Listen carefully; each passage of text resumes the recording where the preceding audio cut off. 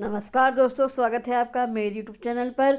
मैं आपके लिए लाई हूँ कंप्यूटर के कुछ क्वेश्चंस जो आपके एग्जाम के लिए इंपॉर्टेंट हो सकते हैं। जी हाँ, अगर आप यूपीट्रिपल लेखपाल का जो आपका एग्ज़ाम होने वाला है वो देने वाले हैं, या फिर कोई भी यूपीएससी कंप्यूटर एग्ज़ाम देने वाले हैं, तो ये क्वेश्चंस आपके लिए इंपॉर्टेंट होने वाले हैं। तो चलिए शुरू करते हैं बिना किसी के।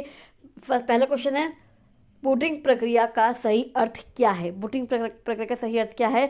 तो अगर हम बात करें बूटिंग की, तो बूटिंग वह प्रक्रिया है जो तब शुरू होती है जब आप अपने कंप्यूटर या स्मार्टफोन का पावर बटन दबाते हैं। जब हम पावर बटन दबाते हैं तो हमारे कंप्यूटर में बूट होता है। यह डिवाइस के स्विच ऑन होने से लेकर ऑपरेटिंग सिस्टम जैसे विंडोज़, एंड्रॉयड या iOS के पूरी तरह लोड होने तक का सफ़र है। जब आप अपना कंप्यूटर चालू करते हैं तो उसकी मुख्य मेमोरी जो आपकी रैम है वो खाली होती है। बूटिंग के दौरान कंप्यूटर खुद की जांच करता है और ऑपरेटिंग सिस्टम को हार्ड ड्राइव से रैम में लोड करता है ताकि आप उसे इस्तेमाल कर सकें। तो बूटिंग प्रक्रिया किन चरणों में पूरी होती है? सबसे पहले आपका बायोस जो है वो सक्रिय होता है। जैसे ही बिजली की आपूर्ति मिलती है, कंप्यूटर का बायोस जाग जाता है। जो बेसिक इनपुट आउटपुट सिस्टम है वो जाग जाता है। यह मदरबोर्ड पर एक छोटी सी चिप में स्टोर होता है। उसके बाद क्या होता है? उसके बाद होता है आपका post power on self test.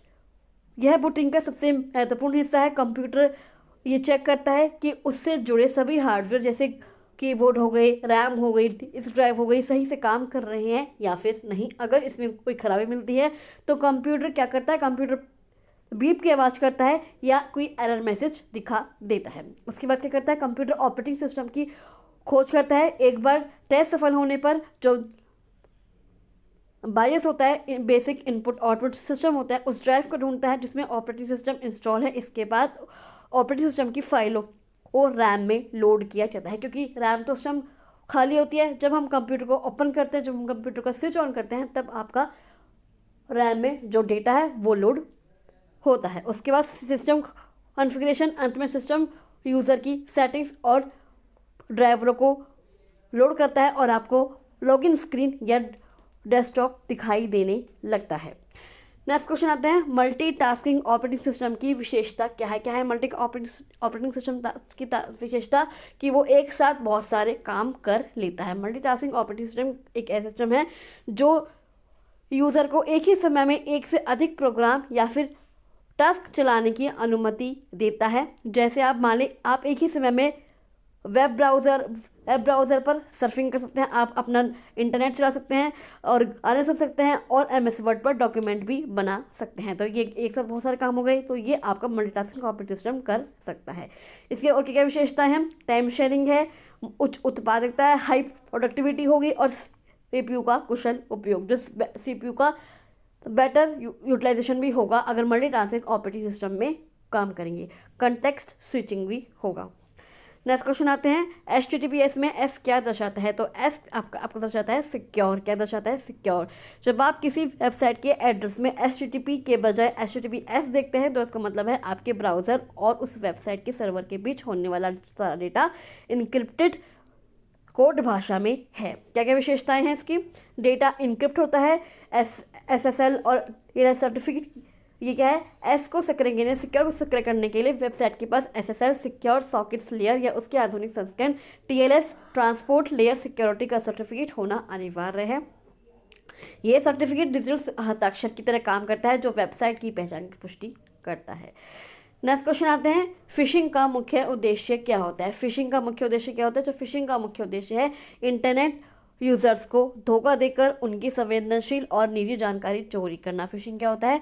कि आप किसी की ज़रूरी जानकारी चोरी कर रहे हो। यह एक तरह का डिजिटल क्राइम होता है, डिजिटल जाल होता है, जिससे हमलावर जो हैकर होता है एक विश्वसनीय संस्था जैसे बैंक, फेसबुक या गूगल का मुखौटा पहनकर आपको संदेश देता है। जैसे बैंक से आपको मान लीजिए फ़ोन आ गया, या फिर इंटरनेट से कोई आपको फ़ोन आ गया और आपसे कहा कि आप OTP दे दीजिए, तो ये एक तरह का फिशिंग ही है। फिशिंग के क्या क्या मुख्य लक्ष्य हो सकते हैं? जैसे वित्तीय जानकारी की चोरी, कि आपका क्रेडिट कार्ड कहाँ है, आपका क्रेडिट कार्ड का नंबर क्या है, आपके डेबिट कार्ड का नंबर क्या है, आपका ATM का नंबर क्या है, या फिर आपको OTP भी पूछा जा सकता है। पहचान की चोरी, कि आपकी निजी जानकारी का इस्तेमाल करके हमलावर आपकी पहचान चुरा सकता है और आपके नाम पर गलत काम कर सकता है। भाई आपके नाम पर लोन ले लिया या फिर आपके नाम पर आपको उसने सिम कार्ड खरीद लिया। फिशिंग कैसे काम करती है? जाल बिछाना है। सबसे पहले आपको एक ईमेल आता है जो बिल्कुल आपके बैंक जैसा दिखता है। इसमें लिखा होता है आपका अकाउंट ब्लॉक होने वाला है, तुरंत यहाँ क्लिक करके आपने जानकारी अपडेट करी। जब आप उस लिंक पर क्लिक करते हैं तो वेबसाइट खुलती है जो हूबहू असली बैंक की वेबसाइट जैसे ही होती है। उस पर अगर आप अपना नाम, अपनी इंफॉर्मेशन आप उस पर डाल देते हैं तो वो आपका चोरी हो जाता है। नेक्स्ट क्वेश्चन आता है फायरवॉल का मुख्य कार्य क्या होता है? किसका फायरवॉल का मुख्य कार्य क्या होता है? फायरवॉल का मुख्य कार्य होता है आपके कंप्यूटर या नेटवर्क की अनऑथोराइज एक्सेस से सुरक्षा। क्या होता है फायरवॉल का? कि कोई अनऑथोराइज एक्सेस ना कर पाए आपकी फाइल्स और आपके नेटवर्क्स को। सरल शब्दों में बात करें तो यह आपके निजी नेटवर्क और असुरक्षित बाहरी नेटवर्क जैसे इंटरनेट के बीच एक डिजिटल सुरक्षा गार्ड या फिल्टर की तरह काम करता है। नेक्स्ट क्वेश्चन आते हैं कुकीज़ का प्रयोग किया जाता है किस? आपने देखा होगा कि जब हम कोई वेबसाइट खोलते हैं तो उस पर आता है कि एक्सेप्ट ऑल कुकीज़। तो कुकीज़ का प्रयोग किया जाता है। कुकीज़ का इंटरनेट का एक छोटा सा डेटा पैकेट या टेक्स्ट फाइल होती है जिसे कोई वेबसाइट आपके वेब ब्राउज़र जैसे क्रोम या सफारी में स्टोर करती है। इसका मुख्य उद्देश्य होता है वेबसाइट को यही याद रखने में मदद करना है कि आप कौन हैं और आपने उस साइट पर क्या क्या किया है। इसलिए आपको एक्सेप्ट ऑल कुकीज़ का मैसेज आता है कि अगर आपने वो एक्सेप्ट कर लिया तो ये हो जाएगा कि आपने उस वेबसाइट पर क्या क्या काम किया है। नेक्स्ट क्वेश्चन आता है डीएनएस का मुख्य कार्य क्या होता है? डीएनएस का मुख्य कार्य क्या होता है? पहले डीएनएस की फुल फॉर्म क्या होती है? डीएनएस की फुल फॉर्म होती है डोमेन नेम सिस्टम। क्या होता है? Domain name system. तो भैया आप इसके नाम से ही समझ जाइए क्या होता है। जो आईपी एड्रेस हो, जो इसका मुख्य कार्य क्या होता है? इंसान द्वारा पढ़े जाने वाले डोमेन नेम को मशीनों द्वारा समझे जाने वाले आईपी एड्रेस में अनुवाद करना। भाई जो इंसानों द्वारा पढ़े जाने वाले, जैसे किसी का डोमेन नेम है जैसे www.google.com, मान लीजिए ये एक वेबसाइट का नाम है, तो डीएनएस क्या करेगा? उसे मशीनों द्वारा समझी जाने वाली आईपी एड्रेस में चेंज करेगा। मान लीजिए 142.250.919.46 ये उसका आईपी एड्रेस है। डीएनएस के मुख्य कार्य क्या क्या होते हैं? नाम से पते की खोज। कंप्यूटर और सर्वर एक दूसरे से बात करने के लिए नंबरों का उपयोग करते हैं, लेकिन इंसानों के लिए हजारों वेबसाइट के नंबर याद रखना असंभव है। डीएनएस इस समस्या को हल करता है। जब आप ब्राउजर्स में कोई नाम टाइप करते हैं तो डीएनएस बैकग्राउंड में जाकर उसका सही आईपी एड्रेस ढूंढ लाता है। उसके फ़ोन बुक की तरह काम करना। जैसे मान लीजिए आपके फ़ोन में कोई भी नाम सेव है, नेहा सेव है, नेहा नाम के पीछे एक नंबर छिपा होता है, वैसे ही इंटरनेट पर facebook.com के पीछे एक सर्वर का नंबर होता है। डीएनएस इसी मैपिंग को संभालता है। तो इसका डीएनएस का मुख्य कार्य क्या है?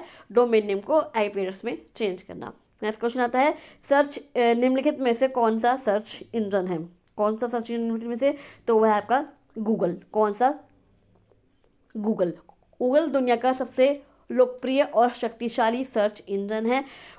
गूगल एक ऐसा सॉफ्टवेयर है, एक ऐसा सॉफ्टवेयर प्रोग्राम है जो इंटरनेट के अरबों खरबों वेब पेजों में से आपके द्वारा खोज की जानकारी को ढूंढकर कुछ ही सेकंड में आपको के सामने पेश कर देता है। गूगल की कुछ मुख्य विशेषताएं जैसे आपके सटीकता या आपकी खोज के पीछे के इरादे को समझता है और सबसे प्रासंगिक परिणाम देता है। गूगल के अलावा और कौन कौन से सर्च इंजन है? बिंग है, माइक्रोसॉफ्ट का एक सर्च इंजन है बिंग। याहू एक पुराना और लोकप्रिय नाम है, उसका है डक डक गो, यह अपनी प्राइवेसी के लिए जाना जाता है। नेक्स्ट क्वेश्चन आता है निम्नलिखित में से क्लाउड कंप्यूटिंग का सही उदाहरण कौन सा है? कौन सा सही उदाहरण क्लाउड कंप्यूटिंग का? तो वह आपका गूगल ड्राइव। कौन सा? Google drive. क्लाउड कंप्यूटिंग का सबसे बेहतरीन और रोजमर्रा के जीवन में इस्तेमाल होने वाला सबसे बड़ा उदाहरण है आपका गूगल ड्राइव। अब गूगल ड्राइव एक क्लाउड कैसे है? अगर आपने पुराने टाइम की बात याद करें तो आपको कोई फाइल सेव करनी होती थी तो आप उसे कंप्यूटर की हार्ड ड्राइव या पेन ड्राइव में सेव करते थे, लेकिन गूगल ड्राइव के साथ आपकी फाइलें आपके मोबाइल या कंप्यूटर के बजाय गूगल के रिमोट्स सर्वर पर सेव होती हैं। आप इन फाइलों को दुनिया के किसी भी कोने से किसी भी डिवाइस, लैपटॉप, फ़ोन, टैबलेट पर इंटरनेट के जरिए एक्सेस कर सकते हैं। इसके अलावा क्या क्या उदाहरण हो सकते हैं क्लाउड कंप्यूटिंग के? Software as a service, SaaS हो सकता है। स्ट्रीमिंग सर्विसेज, सोशल मीडिया जैसे इंस्टाग्राम और फेसबुक, इस पर भी आपके फ़ोटो और वीडियो सेव होते हैं। उसके अलावा IaaS, infrastructure as a service, जैसे अमेजन वेब सर्विस हो गई या माइक्रोसॉफ्ट एज्योर हो गई, ये अपना ये बड़ी कंपनियां अपना पूरा डेटाबेस और सर्वर इन्हीं पर चलाती हैं। नेक्स्ट क्वेश्चन आता है, डिजिटल सिग्नेचर का उपयोग क्यों किया जाता है? किसका डिजिटल सिग्नेचर का उपयोग क्यों किया जाता है? तो डिजिटल सिग्नेचर का उपयोग किया जाता है आपकी इलेक्ट्रॉनिक दस्तावेजों की प्रामाणिकता, जो उनकी ऑथेंटिकिटी है, इलेक्ट्रॉनिक दस्तावेजों की प्रामाणिकता और अखंडता, इंटीग्रिटी सुनिश्चित करने के लिए किया जाता है। जिस तरह कागज पर हाथ से किए गए हस्ताक्षर किसी व्यक्ति की पहचान बताते हैं, उस तरह डिजिटल सिग्नेचर डिजिटल फाइलों के लिए एक सुरक्षित सील की तरह काम करता है। हम क्यों यूज़ करते हैं इन्हें?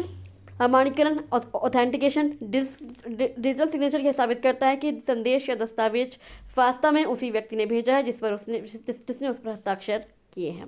डेटा की अखंडता, डेटा की इंटीग्रिटी बनी रहती है। डिजिटल सिग्नेचर यह सुनिश्चित करता है कि हस्ताक्षर करने के बाद दस्तावेज में कोई छेड़छाड़ या बदलाव नहीं किया गया है। कहाँ कहाँ काम आते हैं डिजिटल सिग्नेचर के सामान्य उपयोग? कहाँ कहाँ आते हैं? सरकारी काम, जैसे आपके ITR फाइल करनी हो गई, या फिर टेंडर्स होंगे, उनके काम आते हैं। डिजिटल कॉन्ट्रैक्ट्स के हो गए, एग्रीमेंट्स हो गए साइन करने के लिए, ऑनलाइन ट्रांजेक्शन्स हो गई, और ऑथराइजेशन को सुरक्षित बनाने के लिए। नेक्स्ट क्वेश्चन आता है, ईमेल में @ का क्या महत्व होता है? किसका @ का ईमेल में क्या महत्व होता है? ईमेल एड्रेस में @ चिन्ह का उपयोग एक डिवाइडर के रूप में किया जाता है। क्या किया जाता है? एक डिवाइडर के रूप में, एक विभाजक के रूप में। इसका मुख्य कार्य यूज़र के नाम और सर्विस प्रोवाइडर के नाम को अलग अलग करने के लिए किया जाता है। इसे किसके द्वारा चुना गया था @ को? तो 1971 में 1971 में टॉमलिंसन के द्वारा चुना गया था, और इसके बिना ईमेल भेजना तकनीकी रूप से असंभव है। भाई आप @ के बिना तो ईमेल किसी को भेज नहीं सकते। भाई आप किसी ले लीजिए, मान लीजिए rahul123@gmail.com, यही तो भेजेंगे। खाली rahul@gmail.com से आपकी ईमेल किसी को चली जाएगी? बिल्कुल नहीं। तो यह है चिन्ह ईमेल एड्रेस को दो मुख्य में बांटते हैं। सबसे पहले आपका जो नाम है, उसके अलावा जो डोमेन नेम जैसे gmail.com, तो इनको दो नामों को ये विभाजित करता है।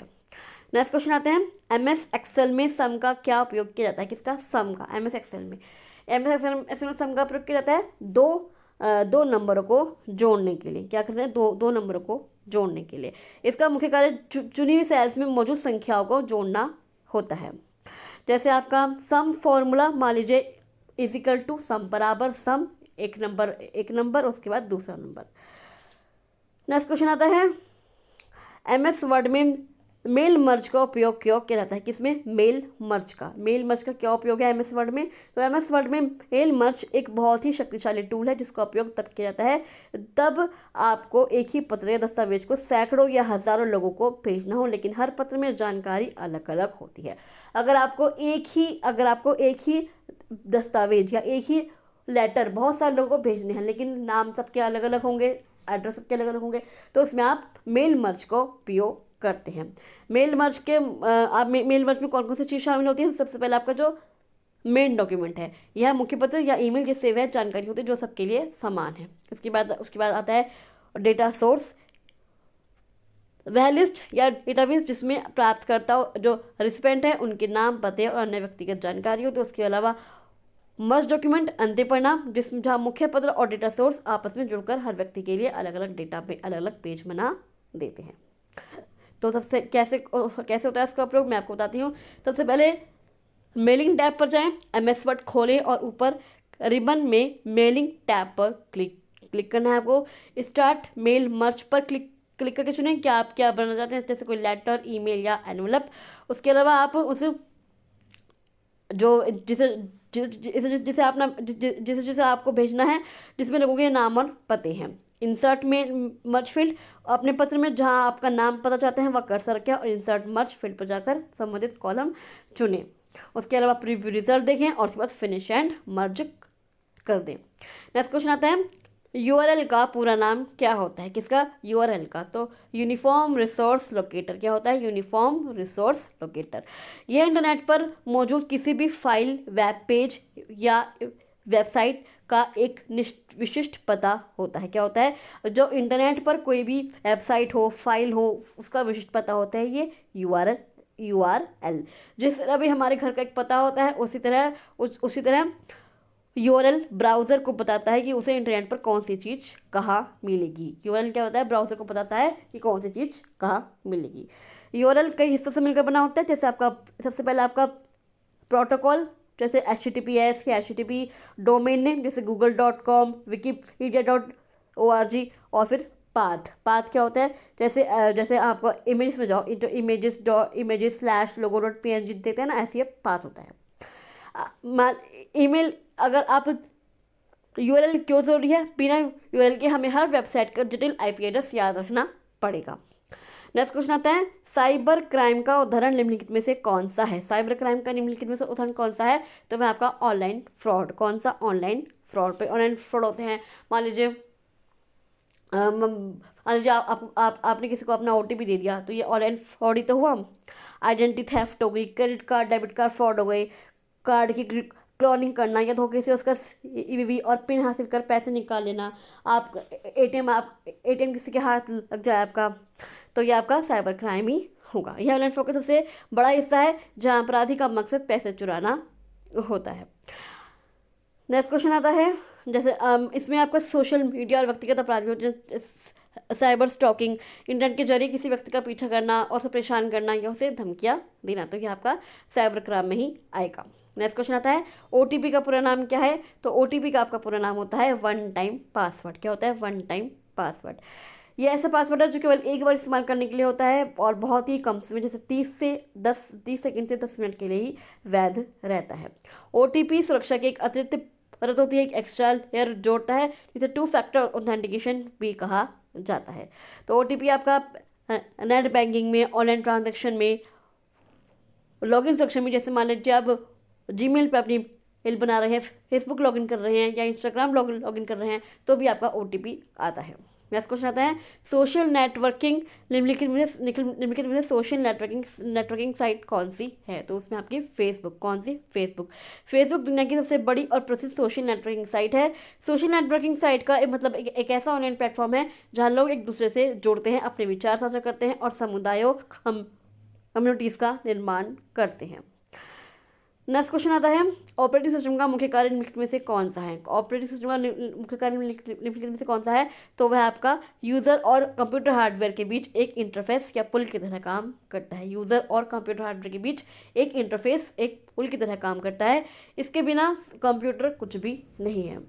ऑपरेटिंग सिस्टम के कौन कौन से कार्य होते हैं? ऑपरेटिंग सिस्टम के कौन कौन से कार्य होते हैं? Processor management. ऑपरेटिंग सिस्टम यह तय करता है कि किस प्रोग्राम को CPU का उपयोग कब और कितने समय के लिए करने दिया जाए, कि CPU किस प्रोग्राम को कितने समय तक काम करेगा। मेमोरी मैनेजमेंट, जब आप कोई प्रोग्राम खोलते हैं तो मुख्य मेमोरी RAM में जगह लेता है। ऑपरेटिंग सिस्टम ट्रैक रखता है कि मेमोरी का कौन सा हिस्सा इस्तेमाल में है और कौन सा खाली है। फाइल मैनेजमेंट, कंप्यूटर में डेटा को स्टोर करना, उसे डायरेक्टरी में व्यवस्थित करना और फाइलों को कॉपी या डिलीट करना, ये भी आपका ऑपरेटिंग सिस्टम का ही काम है। डिवाइस मैनेजमेंट, कंप्यूटर से जुड़े सभी बाहरी उपकरणों जैसे कीबोर्ड, माउस, प्रिंटर, मॉनिटर, ये आपका ऑपरेटिंग सिस्टम ही नियंत्रित करता है। सुरक्षा, ऑपरेटिंग सिस्टम पासवर्ड और अन्य तकनीकों के माध्यम से आपके डेटा को सुरक्षित रखता है।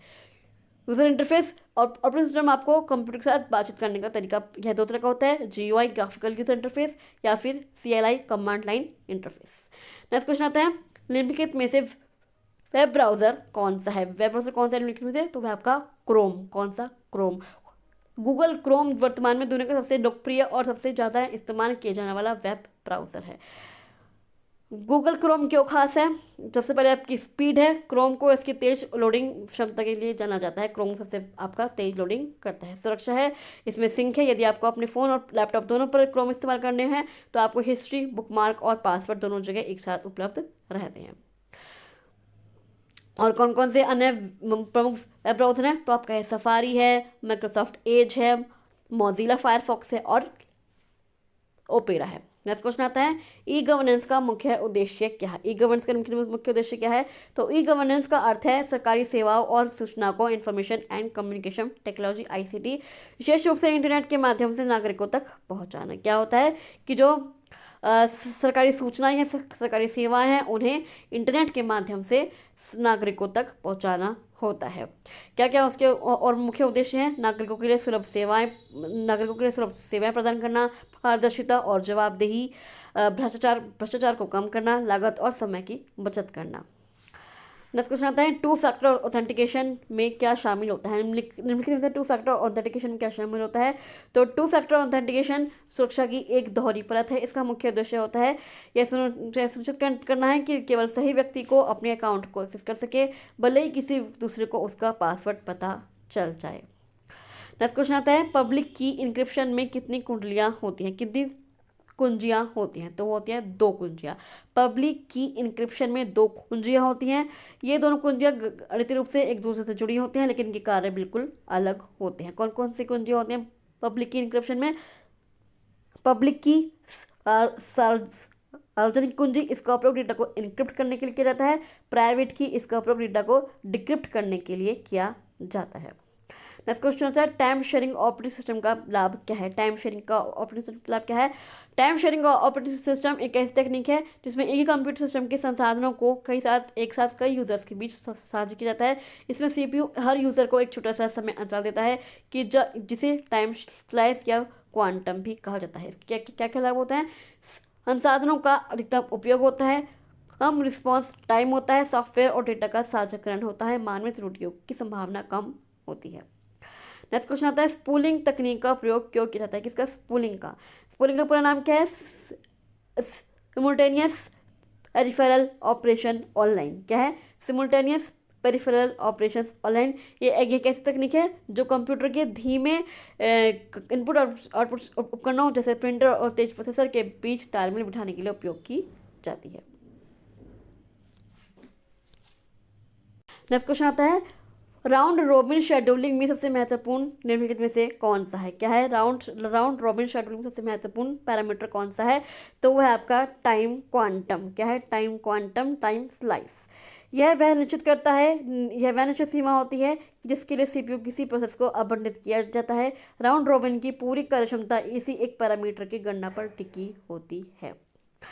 राउंड रॉबिन की क्या विशेषता हो सकती है? ये प्रीएम्प्टिव होता है, स्टारवेशन फ्री होता है और रेडी क्यू होता है। तो चलिए, ये थे आज के क्वेश्चंस। आई होप आपके क्वेश्चंस अच्छे लगे होंगे, यूजफुल लगे होंगे। मुझे कमेंट बॉक्स में जरूर बताइएगा कि आपके क्वेश्चंस कैसे लगे। अगर आप इस वीडियो को पसंद करते हैं तो आप इस वीडियो को लाइक कर सकते हैं, शेयर कर सकते हैं और इस चैनल को सब्सक्राइब करके जरूर जाएगा। चलिए, मैं आपसे मिलती हूँ अगली वीडियो में। तब तक के लिए थैंक यू सो मच।